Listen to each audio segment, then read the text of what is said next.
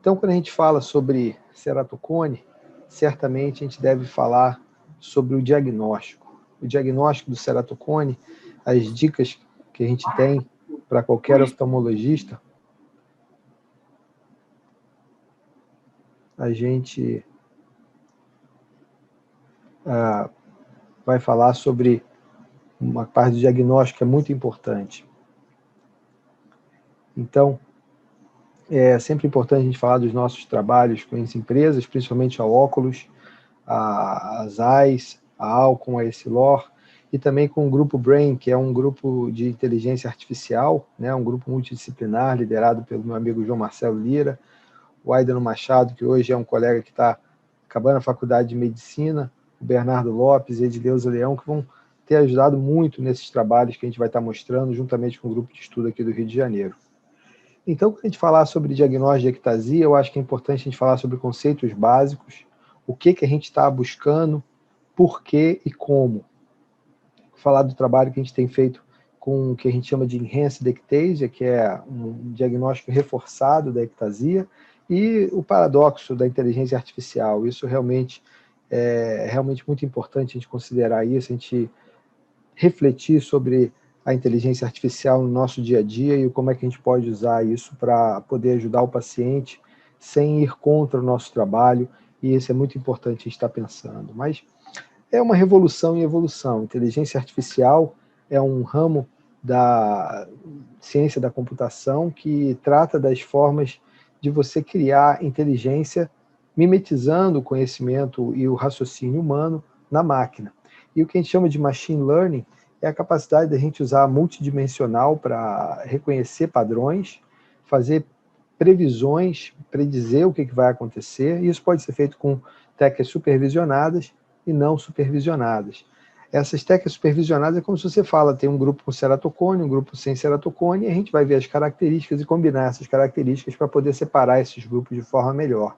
Quando você fala de não supervisionada, você está falando de técnicas que você tem uma grande constelação de dados, e esses dados vão ter identificações de padrões sem ser necessariamente separação por grupos, mas você vai tentar identificar os grupos dentro desses dados de uma forma que você vai tentar identificar e prever padrões de grupos distintos dentro dessa população. E o que eu chamo de reinforced learning é o que a gente fala de reforço. Isso tem a ver com o que a gente está nesse planeta para evoluir, para crescer, e o reforço da inteligência, você está sempre criando mais conhecimento, criando mais qualidade para você melhorar a sua capacidade de fazer o que você tem que fazer. E uma, vamos dizer assim, questão filosófica vamos dizer assim, ligado a entender o que você está tentando fazer aí. Quando você fala de o que é o inimigo e conhecer você mesmo, eu estou falando de entender o que você está buscando e como você pode atacar o que você está buscando. O que você está buscando? Diagnóstico precoce, o prognóstico, a classificação e o estadiamento, o follow-up, a educação do paciente é muito importante, você tem dados para poder educar o paciente e fazer os tratamentos individualizados, esses tratamentos individualizados desde a refração até os tratamentos cirúrgicos mais complexos, eles vão ser auxiliados pelo trabalho que a gente pode fazer com a imagem, que vai desde você ter uma avaliação mais detalhada do paciente, a nível de topografia, tomografia, a avaliação biométrica, o estudo tomográfico, biomecânico, você tem avaliação celular, e no futuro, cada vez mais, a gente vai falar de genética e biologia molecular para entender o quanto que esse paciente tem de alteração estrutural, vamos dizer assim, genotípica, ou alteração ambiental, que pode ser mais ectasia. É muito importante entender que isso é tecnologia multimodal. E tecnologia multimodal, por que a gente precisa dela? Realmente, durante muitos anos, a gente discutiu o que é o mais importante para fazer o diagnóstico do ceratocone, se é a topografia o suficiente, mas quando a gente, em 2013, conseguiu colocar esse editorial junto, foi com muita tranquilidade, com muita discussão científica sobre as evidências de você ir além, mas go beyond but not over. Isso é realmente a base do que a gente chama de enhanced screening. Você não quer descartar a informação porque a gente tem uma informação melhor. E é muito importante diferenciar o que é screening de ectasia antes de uma cirurgia de correção visual a laser de um diagnóstico de ceratocone para você tratar esse paciente, uma vez que a gente quebrou o paradigma de ter o transplante de córnea como última cirurgia, única cirurgia, hoje é a última cirurgia, e você tem crosslinking, anel, combinações, várias possibilidades para você, eventualmente, operar o paciente quando precisa, o mais rápido possível. Então, é muito importante diferenciar o que é screening de ceratocone leve, que eu prefiro chamar de susceptibilidade para ectasia, e o diagnóstico de ectasia clínica, o estadiamento e avaliação da progressão também são muito importantes. Então, os conceitos básicos para o diagnóstico são aquisição dos dados, você ter parâmetros, esses parâmetros eles vão ser... Tem gente aqui esperando, eu vou...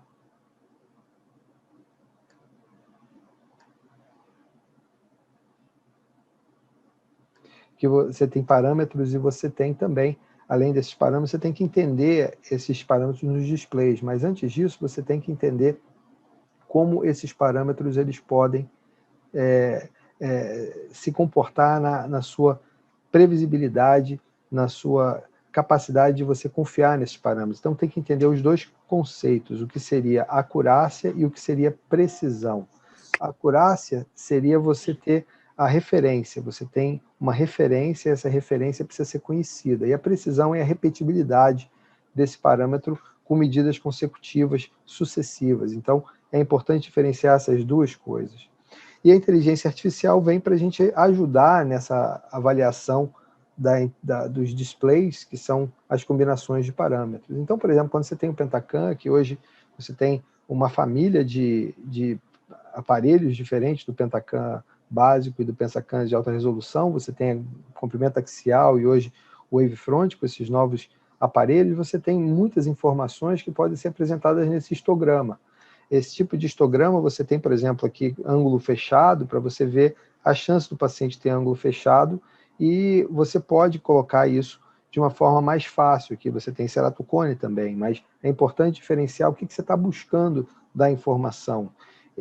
O Pentacam tem o display de Enhanced Ectasia, que é um display que a gente fez há mais de 10 anos, que tem um D, que é o desvio da normalidade, já aqui combinando com equação linear de logística de regressão linear, com os desvios da normalidade da face anterior, da face posterior, da progressão paquimétrica do ponto mais fino, e essa avaliação ela vai ajudar você a identificar a ectasia. A gente vai falar sobre a acurácia disso, a gente vai falar sobre limitações e o que a gente pode fazer para melhorar. E o Behring, ele fez o display de progressão, que é o ABCD, o A é a face anterior, o B é a face posterior, o C é a paquimetria no ponto mais fino, e o D a gente imputa, que é a acuidade visual corrigida. E é muito importante a gente entender que ectasia é uma combinação de duas grandes variáveis, o impacto do ambiente e a susceptibilidade do paciente. Então, os primeiros relatos de 1998 do Seiler foram 3 casos de ectasia progressiva pós-LASIK para pacientes que tinham alta miopia tratada com LASIK. Hoje a gente não faz mais cirurgia na córnea para uma miopia tão alta, mais do que 12, 13 dioptrias de miopia. Mas nessa época se fazia e o impacto da cirurgia enfraquecia muito a córnea e isso determinava que o paciente tivesse uma ectasia progressiva. Ele também publicou alguns meses depois o caso de forma flustra de ceratocone, aqui definindo forma flustra de ceratocone como uma topografia irregular, uma assimetria no mapa topográfico com a curvatura axial. Então, a patofisiologia tem a ver com esses dois grandes elementos, esses dois pilares, a resistência da córnea e o impacto do ambiente. E o caso, o impacto do ambiente, a cirurgia entra como um grande protagonista, mas o mais importante aqui é o ato de coçar os olhos ou de fazer pressão contra os olhos. E um conceito fundamental é que qualquer córnea pode desenvolver ectasia. Então, quando você olha para o Ectasia Risk Score System, que foi publicado pelo Brad Rundeman há uns 12 anos atrás, pela primeira vez, ele começou a falar sobre isso, na época ainda que a gente estava no Fellow, a gente tem o mapa topográfico, a avaliação topométrica da face interior da córnea nesse critério como o ponto mais importante. Isso é muito importante. A gente tem que entender que o leito residual, a miopia pré-operatória e a paquimetria pré-operatória são importantes, mas aqui entra alguma coisa importante, diferente, que é a idade. A idade é um substituto para a estrutura biomecânica da córnea. Então, quando você fala em idade abaixo de 25 anos ou abaixo de 21 anos, você está dando elementos de susceptibilidade para paciente que tem, eventualmente, mais chance de desenvolver ectasia, porque eles ainda estão numa fase de uma eventual progressão natural do ceratocone. Mas isso não é nada específico, porque não necessariamente você tem todas as pessoas com menos de 21 anos que são eventualmente de alto risco. Elas vão fazer um aniversário, vão deixar de ser de alto risco, então a gente precisa de ter mais especificidade. Em relação ao comportamento topográfico ou mesmo tomográfico, o Steve Schallhorn publicou essa série de 300 mil olhos operados de LASIK e viu casos com topografia, e aqui até tomografia normais, que tiveram ectasia. Então você olha para esse verdinho aqui, 30% das ectasias dessa série, você tem aqui mais ou menos 100 olhos de ectasia nessa série, você tem 30% desses casos tem a topografia normal. E, eventualmente, você tem casos que você tem o LASIK, eu não sei se aqui o objetivo não é dizer para fazer LASIK em casos como esse, mas dizer que casos como esse foram operados de LASIK com follow-up longo e você tem estabilidade. Aqui 1% dos casos ditos como sem ectasia estáveis tinham esse padrão do FFKC de topografia no pré-operatório. Então, o que é essa forma frustra de ceratocone? Talvez essa seja a grande questão do que a gente está buscando. E realmente é frustrante você tentar definir forma frustra de ceratocone. A gente pode lembrar que forma frustra de ceratocone foi descrita pelo Mark Emsler na década de 40. Ele começou a falar sobre isso, as primeiras publicações, mas não é exclusivo da oftalmologia, muito menos do ceratocone. Você tem publicações sobre forma frustra de psicoses, como Freud já descrevia, e várias outras formas frustras em questões que são doenças incompletas. O que seria a forma frustra de ceratocone? Essa questão é muito importante e isso não tem consenso. Por exemplo, Rabinovitz, forma frustra de ceratocone é um paciente jovem com 20/20 de visão e lâmpada de fenda normal. Esse paciente tem forma frustra de ceratocone se ele tem uma topografia típica de ceratocone. É importante entender que 1% das pessoas candidatas à cirurgia refrativa, esse é um trabalho publicado em 2003, tem essas alterações e mais da metade desses casos tem a topografia como único sinal. A topografia vai ser anormal nesses pacientes que são candidatos à cirurgia refrativa e a biomicroscopia e a visão corrigida são normais. Então, a topografia inquestionavelmente aumenta a nossa sensibilidade para detectar pacientes como esse, que são os pacientes que eventualmente dão para a topografia credencial de ser um exame mandatório. Mas quando você olha o olho contralateral desse paciente, que é sim descrito por Claes como um tipo de forma frustra de ceratocone, o outro olho desse paciente tem 20/15 de visão. Então aqui fica a primeira dica para você ver a assimetria que esse paciente tem no olho direito e é capaz de detectar pela topografia mesmo com 20/20 de visão e lâmpada de fenda normal, mas a topografia não é sensível para detectar a normalidade no olho esquerdo. E a gente vai estar falando sobre isso. Damir Gatinel, uns anos atrás, ele falou sobre o que seriam os critérios topográficos de ceratocone, e ele colocou aqui, teoricamente, que seria uma córnea normal, uma córnea com doença frustra, aqui você vê que a doença frustra não tem alteração topográfica, ele coloca isso muito bem, aqui eu concordo plenamente, e ele bota o que a gente chama de suspeito. Suspeito é um nome relativamente, é uma entidade relativamente equivocada, porque eu diria que todos os casos são suspeitos, a não ser que você tenha elementos para você dizer que o paciente é normal. Então, eu acho que quando você fala que é suspeito, você está realmente ajudando muito pouco na definição do que você está falando, mas é um termo que a gente usa no dia a dia, que a gente escuta, eu mesmo uso em alguns casos, e eu falo que esses casos são suspeitos, eventualmente para enfatizar que precisa de mais evolução na avaliação clínica, na propedêutica. E o que tem o caso com ceratocone, e esse cutoff, ele é um cutoff que ele não é um cutoff muito bem definido, mas esse cutoff da topografia, ele é eventualmente uma coisa que separaria o que seria um normal de um suspeito para um ceratocone. Então, você tem uma faixa aqui de suspeito que não seria tão alterado o suficiente para ser considerado ceratocone, mas a gente vai falar sobre alguns conceitos de ceratocone leve que são muito importantes. Nessa revisão sistemática do Luiz Esquerdo com a Maria Henriques, é uma revisão muito interessante, porque eles viram que os casos são considerados de forma muito variada na literatura. Então, isso aqui é literatura publicada em inglês, que você tem 95 estudos que foram de subclínica, de forma frustra, e 198 de forma subclínica de ceratocone, e uma grande variabilidade no critério para você entender o que seria subclínico e o que seria frustro. Então, a gente lembra que Krasmer, em algumas belas palestras, ele falou que é uma forma leve de ceratocone, categoricamente, forma frustra é uma forma leve de ceratocone, que pode evoluir para uma forma mais avançada ou não. Você tem o olho contralateral, como descrito por Kleiss, e o fato é que não tem consenso. E a minha contribuição é que o ceratocone frustro seria o paciente com alta susceptibilidade para ter progressão ectásica, como esse caso, que faz um LASIK com PTA de 0,36, abaixo de 0,40, aqui é a contribuição do nosso amigo Marconi Santiago, que mostra que o PTA está relativamente aceitável, um leito residual acima de 300, e o paciente tem ectasia. E quando você olha para esse amarelinho aqui, muita gente vai falar que isso aqui é patognomônico de forma frustra, depois de ver que o paciente teve ectasia pós-LASIK. Esse paciente incitou um estudo de variabilidade da classificação subjetiva da topografia, usando duas escalas diferentes, pedindo para classificar de 0 a 4, de acordo com o critério do Randeman. E esse é o caso 6, ele variou de 0 a 3, com uma moda de 0 na primeira classificação, que é a classificação de 1,5 absoluta do Kleiss. Depois a segunda classificação, que é uma classificação normativa, a classificação variou de 0 a 4, com a moda ainda de 0. Então, realmente, a variabilidade é grande, a gente precisa de ter critério objetivo. E a nossa ideia é tentar trazer uma simplicidade para essa avaliação, que realmente não é fácil. E, parafraseando aqui Albert Einstein, a gente tem que fazer as coisas de forma simples, mas não simplória.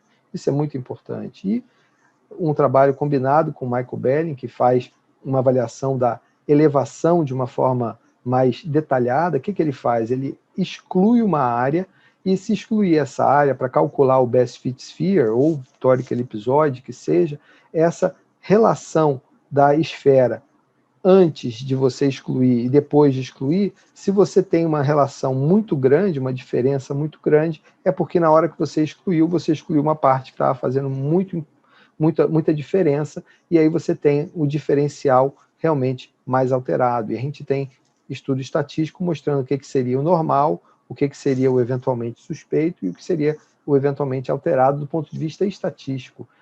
A nossa ideia de avaliação tomográfica é que a paquimetria, face anterior e a face posterior, uma serve de referência para a outra. Essa foi uma ideia que eu comecei na época da residência ainda. Estou vendo aqui o Fernando Moro tomando um vinho.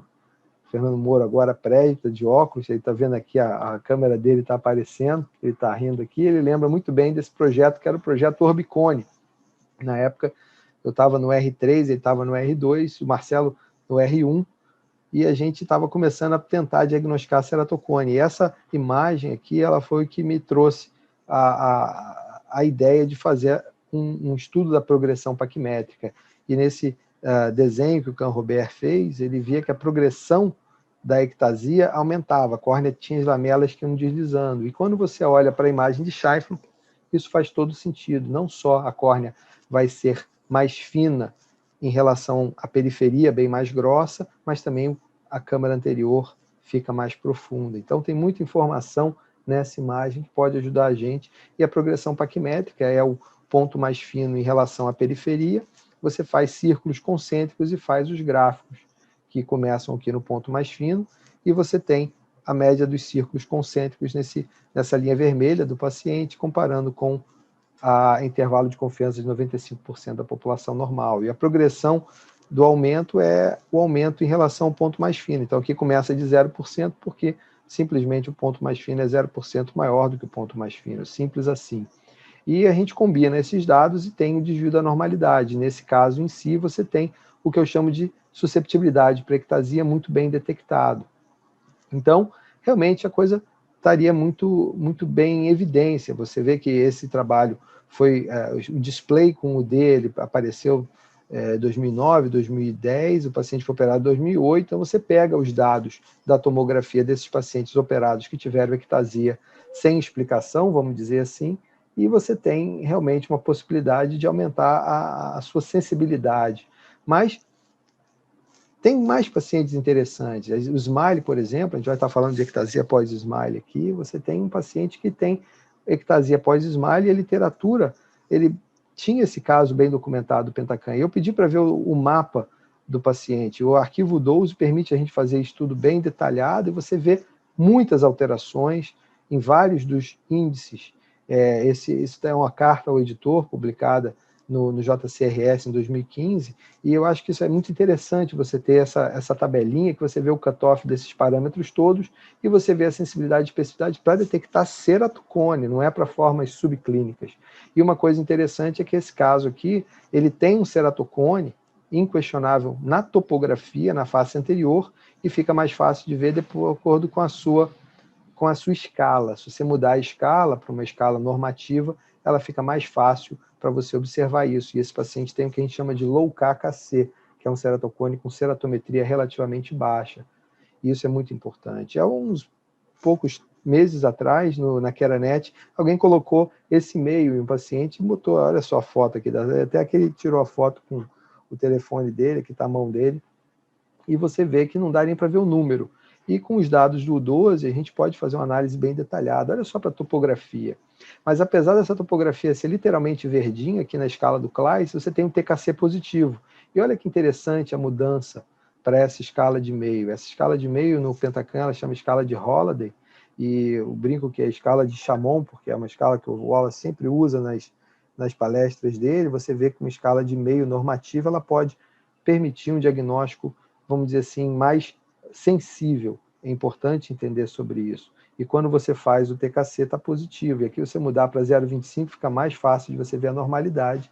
Essa é a escala que a gente desenvolveu. Essa escala ela veio a ser desenvolvida de uma forma absoluta, ela vai de 10 a 90, e você tem intervalos que variam. A gente pode ter uma capacidade de identificar melhor, porque o amarelo vai sempre ser no 46, o laranja sempre no 48, e fica mais fácil de você ter sensibilidade e especificidade. Essa também é uma escala muito boa, que é a escala do Atlas, mas o fato é que esse paciente tem uma elevação posterior alterada. Essa elevação posterior alterada, junto com a paquimetria, com uma progressão paquimétrica alterada, apesar de ter 550, esse paciente ele é visto como um paciente alterado, é um paciente com susceptibilidade alta. E aqui um estudo avançado, que você tem o PRFI, que é um índice novo, que a gente vai estar falando sobre ele já, com 0,28, 0,23, e o TKC de possível no olho esquerdo. Realmente isso é muito importante.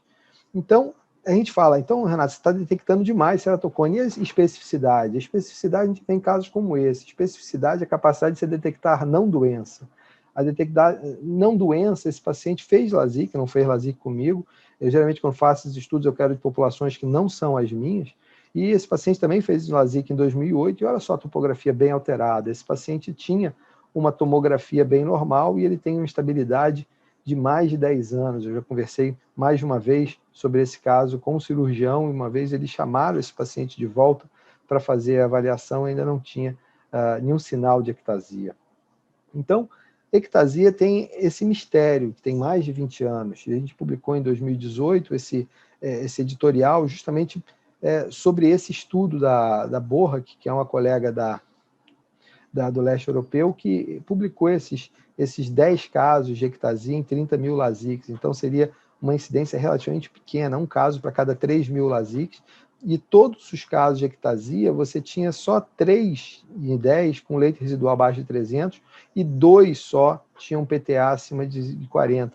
E todos com a topografia dita como relativamente normal.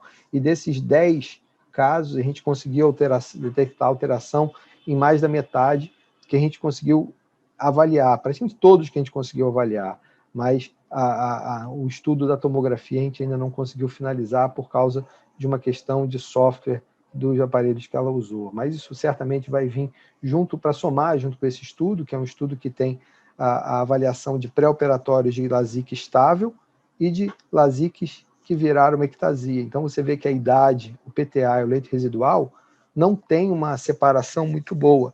Eventualmente, se você considerar 300, você vai falar 94% dos estáveis estão acima de 300. Isso é muito bom.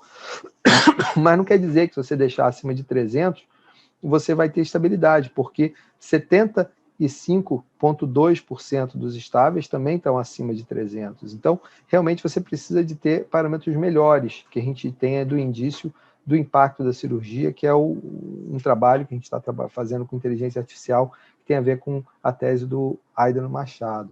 Mas quando você vai para o IS vezes o BED-D, você vê que a sensibilidade passa de 22,9, aqui com uma grande especificidade, o pessoal realmente obedece não fazer cirurgia, só 2% dos LASIK tiveram alguma alteração topométrica no pré-operatório de assimetria, e aqui você vai para 59%, e considerando que a especificidade ela foi para 90%, que eu acharia que é aceitável, considerando que ninguém olhou para o BED-D antes da cirurgia nessa série de casos. Mas o trabalho do Bernardo Lopes, que realmente é com inteligência artificial para você melhorar, e o PRFI, que é o Random Forest, usando a inteligência artificial, você realmente tem uma capacidade de aumentar de forma bem mais sensível e mais específica que o BED-D, com essa capacidade de você detectar a susceptibilidade. Isso realmente é muito importante, mas não acabou aí. E aqui eu acho muito importante a gente pensar nas nossas limitações. Eu gosto muito de estudar filosofia, e quando o Sócrates falou tudo que eu sei é que nada sei, eu acho que ele estava tentando dizer para a gente é que a gente tem sempre que saber um pouco mais. E essa foi a mensagem que eu tirei daí. E nessa situação a gente começa a entender que a gente precisa ir além para as propriedades biomecânicas da córnea. E a gente tem aqui o Canrobert, que falou que é um aparelho do passado, que nunca existiu, e a Cynthia Roberts, o BJ Dupes, que tem as contribuições mais contundentes. E quando a gente fala de biomecânica hoje, a gente usa o Corvis. O Corvis ele faz uma análise com alta velocidade do Scheinfeld. Você tem a câmera de Scheinfeld tirando fotos em 31 milissegundos, 140 fotos, para você ver essa deformação, e você consegue vários parâmetros para você entender o que é uma córnea mais forte ou menos forte. Aqui, a deformação maior, a deformação menor de uma córnea mais forte e uma córnea menos forte. O raio inverso, mais forte e mais fraca. A progressão paquimétrica mais fino e mais grosso, mais fraco, e aqui a progressão mais forte. A relação da deformação no tempo de primeira planação e a pressão realmente também mostra isso. Isso tudo está no CBI, que é um índice de biomecânica do Corvis. Isso é interessante até para ver pós-operatório. Esse paciente ele veio encaminhado algumas semanas atrás.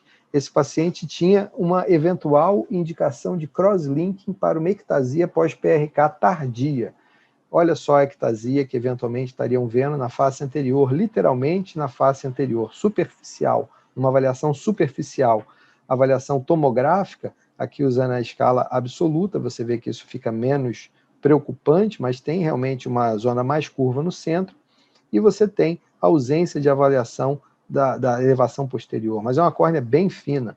Então, realmente fazer o crosslink. Quando você vai para o índice biomecânico, que é o CBI já aqui melhorado para pós-cirurgia de correção de miopia, esse paciente tem um CBI de 0.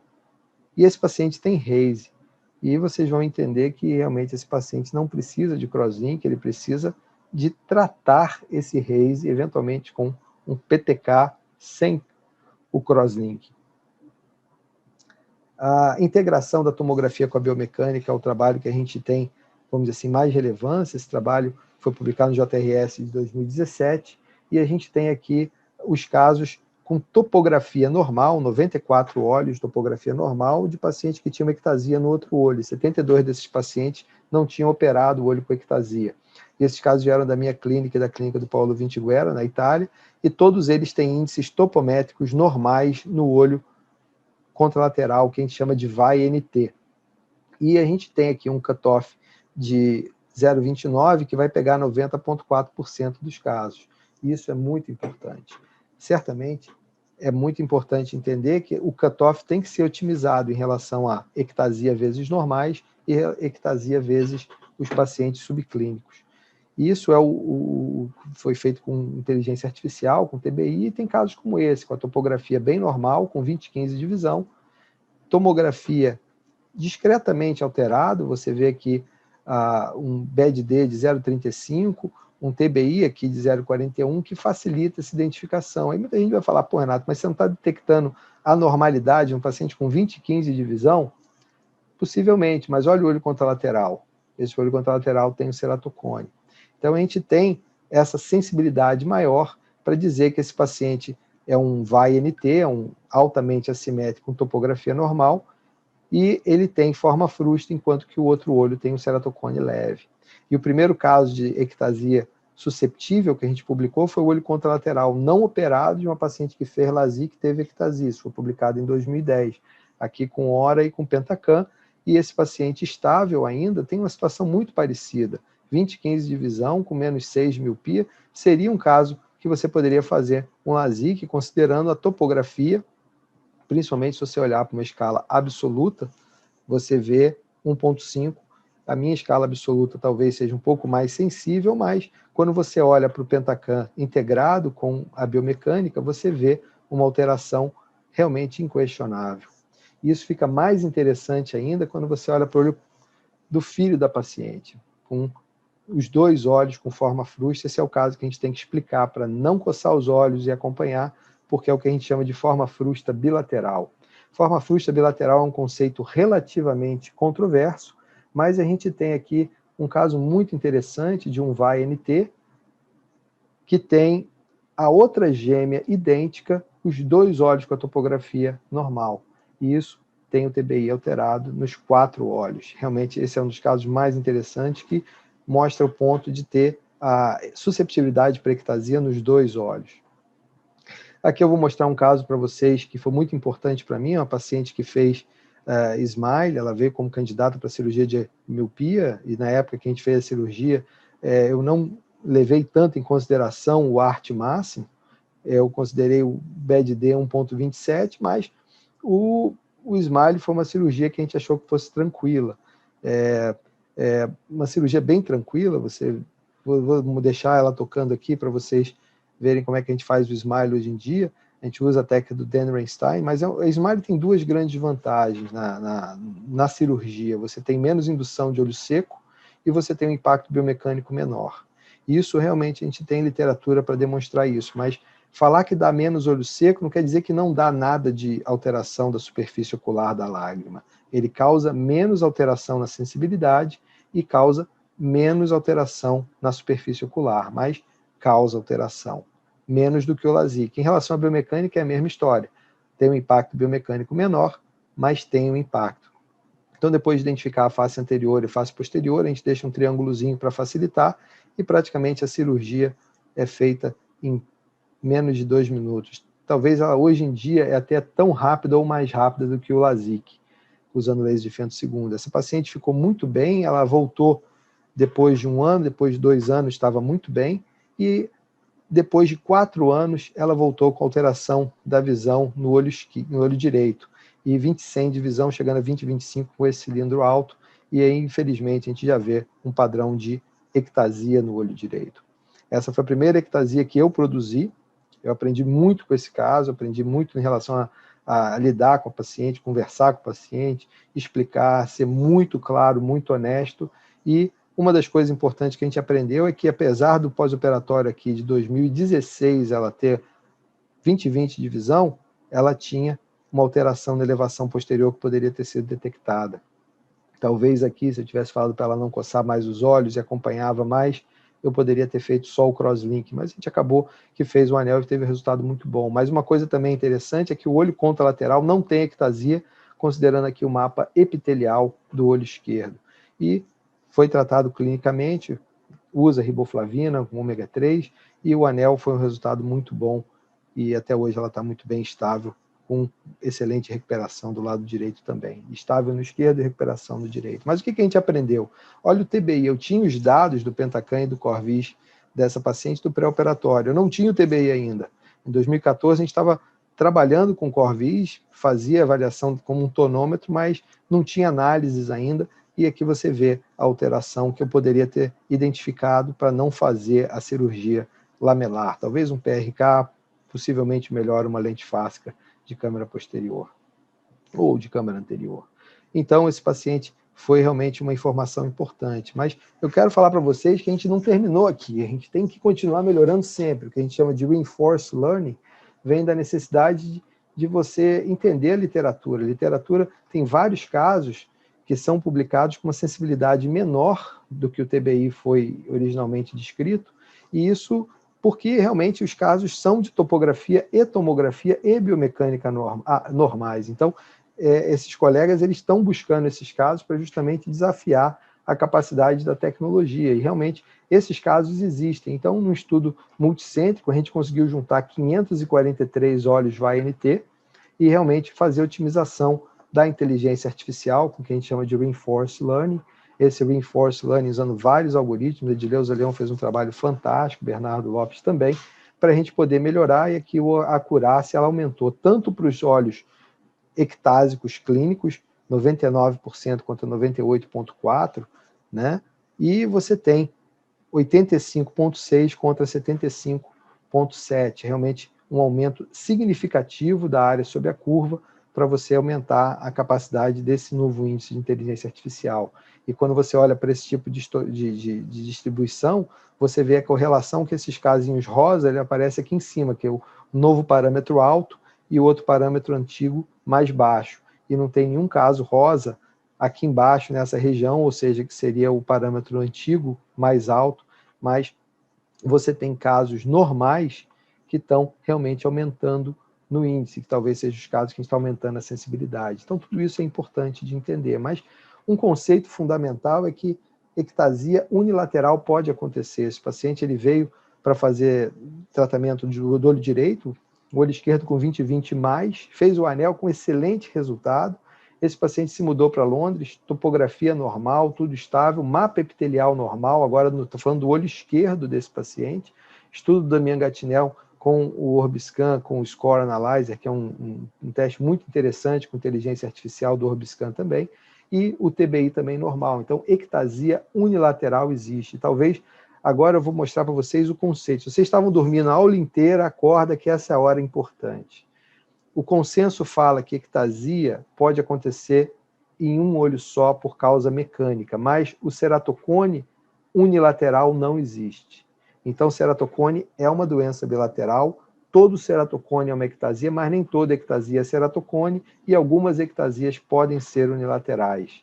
E é muito importante a gente entender esse paradoxo, porque esse conceito ele determina a importância da inteligência artificial, da nossa capacidade de fazer medicina individualizada, porque existem casos de ceratocone que, uma vez você identificando, você vai ter que ser talvez mais agressivo no tratamento, mais indicativo para fazer o crosslink, e essa medicina individualizada tem que estar associada ao que a gente chama de medicina humanizada, com educação do paciente. E isso tem a ver com que a gente está aqui hoje no dia seguinte do Dia do Médico, e é a frase que a gente mais tem ouvido, que o médico tem que aprender a sempre confortar, com a consciência que poucas vezes ele vai conseguir curar o paciente. Mas é muito importante que isso tenha a ver com a base da nossa campanha do Violet June, que realmente a gente tem que falar para o paciente não coçar os olhos. E talvez aqui seja a mensagem mais importante. Coçar os olhos agrava o ceratocone e pode até causar uma ectasia.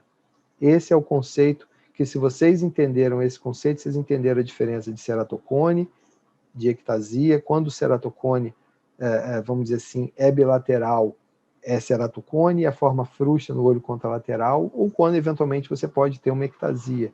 E a evolução desse conceito para mim é que não existe o forma frouxa de ceratocone ou ectasia unilateral, existe um contínuo, e esse contínuo é de susceptibilidade, que é o que a gente está tentando identificar. E a gente está identificando essa susceptibilidade com a inteligência artificial, de modo que tem casos que você vai fazer a avaliação e você pode fazer o LASIK, o SMILE, o PRK, o que você quiser. Vai ter casos que você tem que tomar mais cuidado, você vai só para ablação de superfície, e eventualmente vai ter casos que você vai querer não mexer tanto na córnea. E obviamente vão ter casos que você vai falar, esse paciente é cirurgia terapêutica não é um paciente de cirurgia refrativa eletiva. O impacto da cirurgia ele vai entrar muito de forma objetiva, para você, uma vez entendendo a alteração do tecido relacionada, o Relational Tissue Altered, que é um conceito que a gente está trabalhando para, com inteligência artificial, entender a relação da espessura do flap, a espessura da córnea, do ponto mais fino, do ponto central, a ablação e a idade do paciente, para você poder ter inteligência artificial de quantificar o risco no ectasia. E certamente ter a consciência que, na dúvida, é melhor ou fazer a ablação de superfície ou não mexer na córnea e aguardar com follow-up. Então, mais uma vez, eu estou aqui anunciando o nosso trabalho, que eu estou muito motivado. Enquanto eu estou falando para vocês aqui, eu estou pensando em várias coisas que a gente vai estar se aprofundando nesse curso de imagem multimodal da córnea, e eu fico muito contente de estar colaborando com meu amigo Marcelo Neto, meu irmão, Jorginho. Realmente é um prazer estar com vocês. Parabéns pelo trabalho que vocês estão fazendo. Realmente vocês fazem uma medicina de ponta, uma oftalmologia de grande volume e qualidade, e eu fico muito contente de poder colaborar um pouquinho com a educação aí de treinamento dos fellows. É um prazer estar com vocês.